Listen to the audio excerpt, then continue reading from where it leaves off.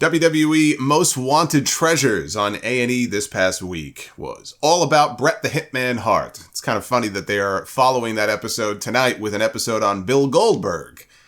But the Bret Hart episode was this past week.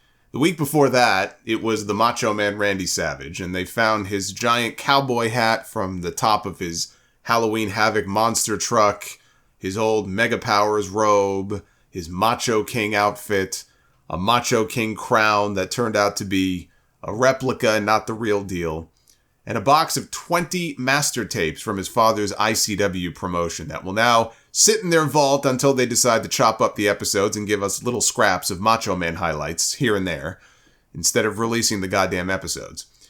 This time, Booker T was Skyping with Bret, or Zooming, I guess they're the same thing, asking him what he would most like to find. And Bret said the jacket that he wore to the ring for his match with Roddy Piper at WrestleMania VIII, which WWE valued between $10,000 and $15,000. Bret said a lot of those items have been stolen from him. A lot of the jackets have been stolen from him over the years. He kept a lot of his stuff, but those jackets went missing. They also went on a search for something of Jim Neidhart so they could have something from the Hart Foundation, and they went searching for the Bret Hart shades that he gave away in Montreal at Survivor Series 1997. Because for all the people who for years wished that Bret would just let go of Montreal, they never realized that WWE is the one who can never seem to let go of Montreal. They were the ones who constantly brought it up or tried to recreate it. And this episode was no different. You can't have a Bret Hart episode, I guess, without bringing up the Montreal Screwjob. They only valued those shades at $1,000, between $1,000 and $2,000, which seems ridiculously low to me, considering the significance of what happened that night. If you have a signed pair of Bret Hart shades that he gave to a kid in the front row on the night that he got screwed, I would imagine that those would be fetching a lot more than $2,000 on the open market. Now, if you don't know, WWE, they know all of the major collectors. They know exactly who these people are. I'm sure Ben Brown, who is their archivist, has a relationship with all of them. So they know where they all are. So if it seems weird that they would be searching, quote unquote, for his WrestleMania VIII jacket of all things, and then they just so happen to know who has possession of the WrestleMania VIII jacket, I'm sure they've already taken inventory of what all these collectors have, and then they just build a show around the items they think they might be able to get from them. And nobody has told this to me, but I would imagine that's how this whole thing works. Mick Foley picked up Bret Hart to drive him to the warehouse in Stamford, where they had Bret's crown and robe from his King of the Ring 1993 win to show him. The crown was all smashed in from when Jerry Lawler stomped on it.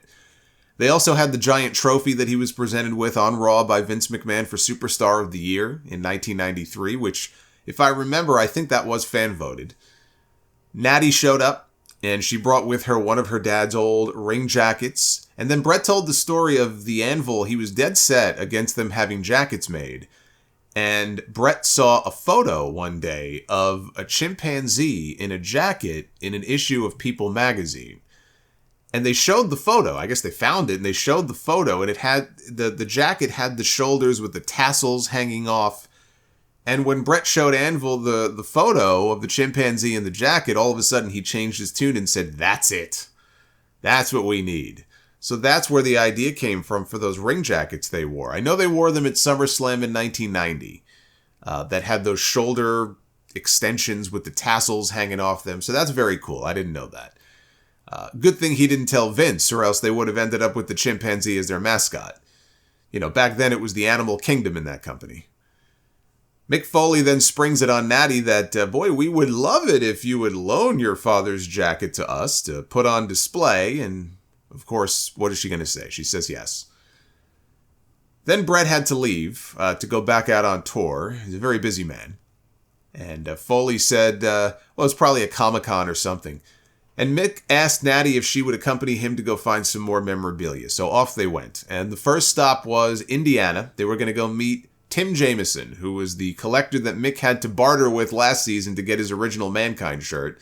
He promised that he would come back to their home and watch the In Your House Mind Games pay-per-view from 1996 with Tim and his family, which he did. As soon as Tim sees Natty, though, he knows. He goes, they're after some Bret Hart stuff. And he's got a ton of it. As a Bret Hart fan myself, I am in awe of this man's collection. If Bret could make the trip, he would have been blown away. And it probably would have made the negotiation a little bit easier.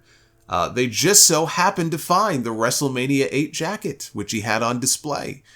And he immediately refused Foley's offer to buy the jacket. He said there would be no amount of money that would sway him.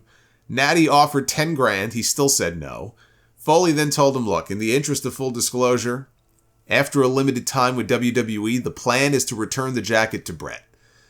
And he claims, I'm not supposed to share this. I was only told this 30 minutes beforehand, but this is something the WWE wants to do for Bret. And then he warmed up to the idea. He said, look, I've always wanted to have one of Bret's old cartoon drawings that he used to do for the locker room. And this turned into Natty saying that, yeah, I'm sure we could get Bret to do a drawing for you. So he would get the drawing, an original Bret Hart drawing, in addition to the $10,000. And so he parted with the WrestleMania VIII jacket. So then it was off to New York City, with Lita picking up Natty on a mission to find the Screwjob Sunglasses, as Lita called them. They went to go meet with Peter Rosenberg, who supposedly had the Montreal Shades. He had them in a glass frame with a ticket stub from the actual show. The ticket stub was legit. The glasses, well, I don't think he was at the show, but he came into possession of these items. But they had to check on the authenticity of them. So they brought the pay-per-view up on Peacock on his MacBook. And very quickly, it's clear these are not the Screwjob sunglasses. They are a legitimate pair of signed Bret Hart glasses, but they look nothing like the ones he gave to that kid at ringside. And Rosenberg sells it like he's devastated, even though I find it hard to believe he never bothered checking until Lita and Natty showed up, whether or not they looked the same as the ones he gave away on the show. And then finally, it was back to Stamford to show Bret the WrestleMania VIII jacket, and it was great to see his reaction to it. He said it was the one that he was hoping they would find. He recognized it right away. He said that it was from '92. He tried it on. Foley told him the person who took it, or had it, took real good care of it, and was hoping he could get an original Bret Hart drawing. And Bret said he would do a Hart Foundation drawing for him. And he got all choked up talking about how much it meant to get something like this back. So it was really nice. I enjoyed this. I would hope that today's wrestlers see stuff like this. And I mean, they should be smart enough to know this anyway, with the market for this type of stuff being what it is, and Comic-Cons and all that, to hold on to as much of their stuff as they can now. Because years from now, they won't need a pension. They'll probably be able, if they're a big enough name, to support themselves just by selling off items like this, either to collectors or, they'll one day be in the position to get a $2,500 offer from WWE. But I mean, so many guys, they threw their stuff away, or they gave it away, probably never thinking that they would need it or that it would be worth anything. Why should I keep it? Meanwhile, you have people hounding wrestlers at airports with stacks of Funko Pops, trying to get them to sign them so they could turn them around and put them on eBay for 10 times what they paid for them. So there's always going to be a market for these kinds of items.